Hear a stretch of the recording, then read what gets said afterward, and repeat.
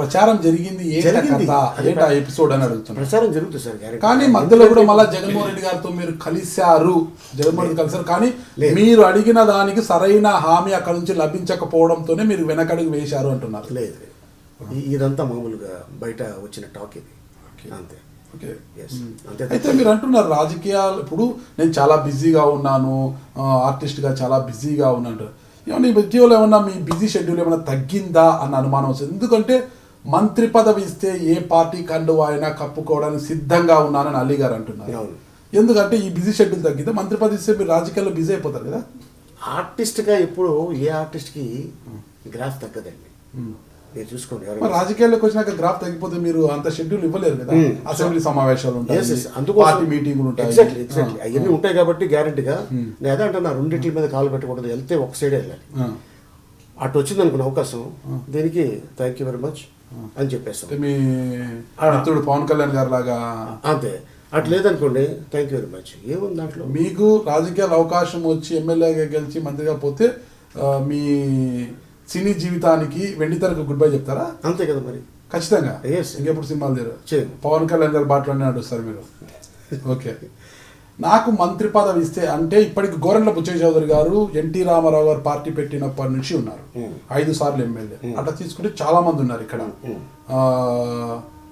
ఈ గుంటూరు జిల్లాలోనే చాలా మంది ఎమ్మెల్యేలు ఉన్నారు అక్కడ. మనం అట్లా తీసుకుంటా పోతే మంత్రి పదవి ఇస్తేనే అంటే మంత్రి పదవి ఇస్తేనే నేను ఏ కండువైనా కప్పుకుంటాను అని అనడానికి అలీ గారికి ఉన్న అర్హత ఏంటి? ఓకే, మీరు గతంలో మీరు ఇంటర్వ్యూ చూసి ఉంటారు.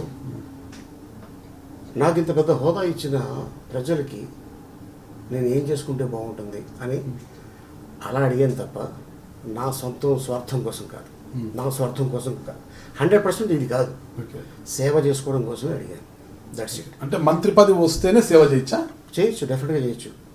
ఇప్పుడు మీరు సేవ చేస్తున్నారు వృద్ధులకు. ఎమ్మెల్యే అయిన తర్వాత ప్రభుత్వంలో ఉంటే మీరు ప్రభుత్వంతో కొట్లాడి ఇంకా పై స్థాయిలోనే మీకున్న ఇమేజ్ ని కూడా మీరంతా కూడగట్టుకొని అదే స్థాయిలో మీరు సేవ చేయొచ్చు కదా. మంత్రి అయితేనే సేవ ఏంటి? నేను కావాలి, నాకు ఇస్తేనే నేను మీ పార్టీలోకి వస్తాను అని ఏ పార్టీకి నేను చెప్పలేదు. బుగ్గా ఉండలేమో కుయ్యి అని అరసలేమో కదా మీరు పోయేటప్పుడు. అలాగే అక్కలేదు సార్, కుయ్యికి అవసరం లేదు, ఎందుకంటే ఆల్రెడీ వాళ్ళు చాలా ఇచ్చారు ప్రేక్షకు దేవుళ్ళు. మరి అలాంటిది ఏమైనా కోరుకుంటున్నారేమో? లేదు, ఒక మైనారిటీ అన్న ఒక ఇది తప్పితే అలీ గారికి ఉన్న క్రేజ్ ఏంటి? మంత్రి పదవి కోరుకోవడానికి ఉన్న అంత బలమైన ఇవ్వలేదు కదండి ఈ మధ్యకాలం.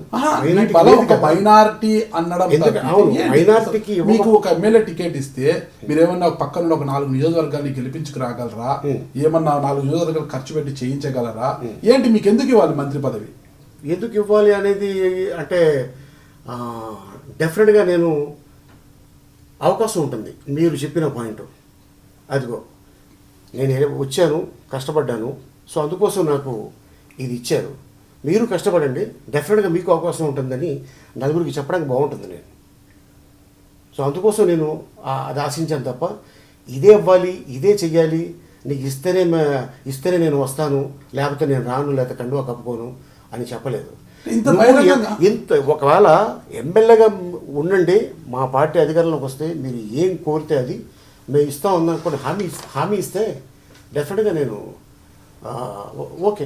ఎమ్మెల్యే టికెట్ రావడమే ఒక ఎమ్మెల్యే టికెట్ వచ్చిన తర్వాత నిజంగా మైనార్టీకి ఇవ్వాలనుకుంటే మీకు మీరు అంత క్యాపబుల్ అయితే ఖచ్చితంగా మీకు అవకాశం ఇస్తారు క్యాబినెట్లో. అరే ఒక ఆర్టిస్టు మంచి ఫాలోయింగ్ ఉంది అలీని చూసి కూడా మనకి ఇంత మెజార్టీ వచ్చిందనే ఉద్దేశంతో మీకు వచ్చిన మెజార్టీని కావచ్చు, ఇంకోటి ఏదైనా చూసుకొచ్చి క్యాబినెట్లోకి తీసుకునే అవకాశం ఉంది. కానీ ముందుగానే కండిషన్ పెట్టడం ఏంటి? రాజకీయాల్లో కండిషన్లు పెట్టడం ఏంటి? నాకు మంత్రి పదవి పెట్టడం తప్పే ఉంది సార్, చాలా మంది పెట్టుకుంటున్నారు కదా. ఎమ్మెల్యేగా గెలిచిన తర్వాత అడుగుతున్నారు, కానీ ఇంకా మీకు హాలు లేదు, చూడలేదు. అడగనిది అమ్మాయిని పెట్టదు కదా, అడగడంలో తప్పేంటి? ఎమ్మెల్యేగా గెలిచిన తర్వాత అడగచ్చు కదా. క్యాబినెట్ ఉంటుంది, మళ్ళీ క్యాబినెట్ విస్తరణ ఉంటుంది, ఒకసారి 2 సార్లు ఉండొచ్చు. మాట ఇవ్వమని చెప్పాను తప్ప మాట ఇవ్వండి అంతే, దట్స్ ఇట్. ఇస్తాం, ఓకే డెఫినెట్లీ. అంటే అలీ గారికి విలువలు అట్లాంటివి ఏమి ఉండవంటారా?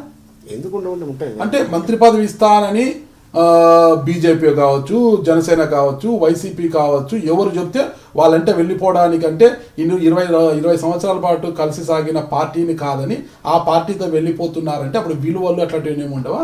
ఎందుకుంటాండి, విలువలు ఉన్నాయి కాబట్టే కదా మరి మంత్రి పదవి ఇస్తే అంటే ఈ రోజు వైసీపీ కావచ్చు, జనసేన కావచ్చు, బీజేపీ కావచ్చు, కాంగ్రెస్ కావచ్చు, మేము అధికారంలోకి వస్తే మీకు మంత్రి పదవి ఇస్తాం మా వైపు రా అని మీ ఇమేజ్ ని వాడుకోవడానికో, అంటే మీకు రాష్ట్రంతో అభిమానులు ఉన్నారు రెండు రాష్ట్రాల్లో వాడుకో పిలుస్తారు. అప్పుడు అంటే టీడీపీకి బాయ్ బాయ్ చెప్పేసి వెళ్ళిపోతారా? అంటే ఒకవేళ వైసీపీలో మంత్రి పదవి ఇంకో పార్టీ మంత్రి పదవి అంటారు. అదే అంటున్నా, ఇప్పుడు మీకు వాళ్ళు ఇస్తే మైనార్టీ ఇస్తారేమో, మేము హోమ్ ఇస్తాం రా, మేము ఆర్థిక శాఖ ఇస్తాం రా అంటే అప్పుడు చూస్తారా? హోమ్ పెద్దదే, ఆర్థిక శాఖ పెద్దదే, ఏదైతే బాగుంటుంది. డిప్యూటీ సీఎం ఇస్తామంటే మళ్ళీ అట్టుపోతారా? ఓకే, మీ శాలరీ ఎంత సార్? మీ శాలరీ ఎంత? బతకడానికి సరిపోయేంత. ఎంత చెప్పండి? బతకడానికి సరిపోయింది. మీరు ఈ పాయింట్ చెప్తాను, నేను చెప్తాను. శాలరీ చెప్పకూడదండి. శాలరీ చెప్పకూడదు. శాలరీ చెప్పకూడదు. ఓకే, ఎంత ఇస్తారు సుమారుగా మీకు ఈ ఛానల్ పనిచేస్తుంది? ఇస్తారండి. ఎంత? 1 లక్ష రూపాయలు ఇస్తారు? ఇస్తారండి. 1 లక్ష రూపాయలు నెలకి ఇస్తారు. సో వేరే ఛానల్ వాళ్ళు 3 లక్షలు ఇస్తారంటే మీరు వెళ్ళరా? నాకు చాలా ఆఫర్లు వచ్చాయండి, మీరు ఎంక్వైరీ చేసుకోవచ్చు. నాకు అగ్రిమెంట్ కూడా మీకు ఆఫర్ వచ్చింది కదా? నాకు ఆఫర్ వచ్చింది కానీ నేను వెళ్ళలేదు. చెప్పేదానండి ఇక్కడ ఒక్కటి ఈ పాయింట్ నేను ఫినిష్ నేను ఫినిష్ చేస్తాను. నేను ఫినిష్ చేస్తాను, మీరు ఫినిష్ చేయండి. నేను వాళ్ళ కమిట్ కాదు. మీరు ఏమన్నారు పబ్లిక్ ఇంటర్వ్యూలోనే, ఆ మంత్రి పదవి ఇస్తానంటే నేను కండువా కప్పుకుంటాను అన్నారు మీరు. నేను అనలే నాకు 2 లక్షల జీతం ఇస్తా అంటే నేను వస్తాను అని ఎవరితో అనలేదు. నేను నాకు ఆఫర్లు వచ్చాయి, నేను రిజెక్ట్ చేశాను, నాకు వద్దన్నాను. ఇప్పుడు ఎలా ఉంటుంది, మీరు కోరుకుంటున్నారు.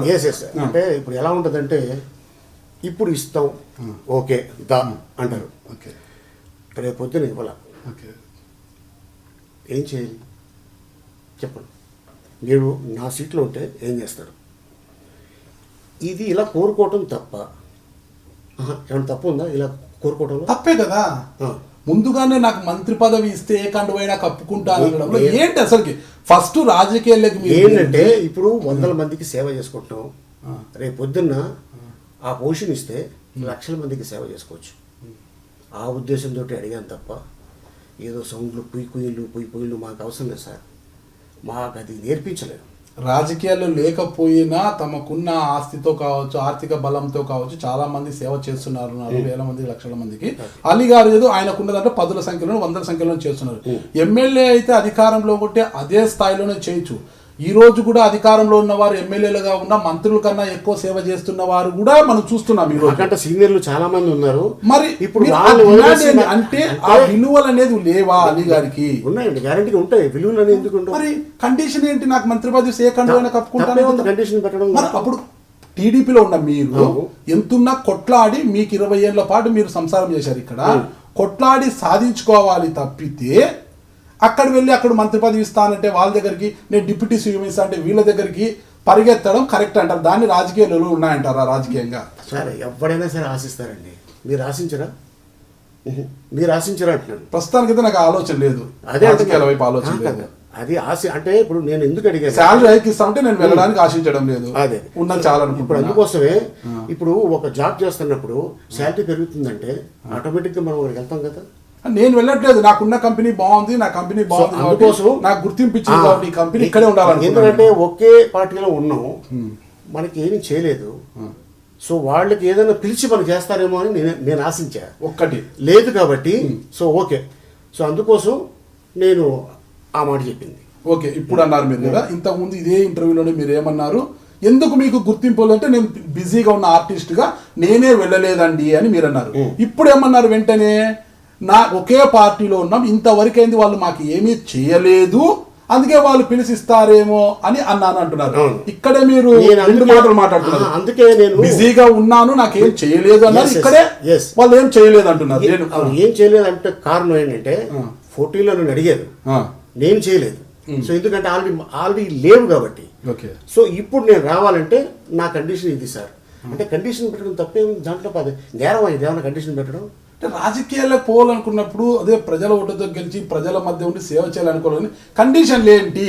ఓకే, సో అప్పుడు ఆ టైం చూస్తా. ఎందుకంటే ఆ టైం ఓకే లేదాలి, ఇగో ఇలా ఉంది, ఇగో ఇలా చేసుకో, ఓకే సార్ తప్పకుండా నేను వెళ్ళటానికి రెడీ. ఎనీ పార్టీ ఇప్పుడు చెప్తున్నా, ఎనీ పార్టీ నాకు కానీ ఓకే, ఇగో నీకు అదే అడుగుతున్నా. ఉంది కాబట్టే వాళ్ళు నన్ను పిలిచి మాట్లాడుతున్నారు, ఇంత వైరల్ అవుతుంది.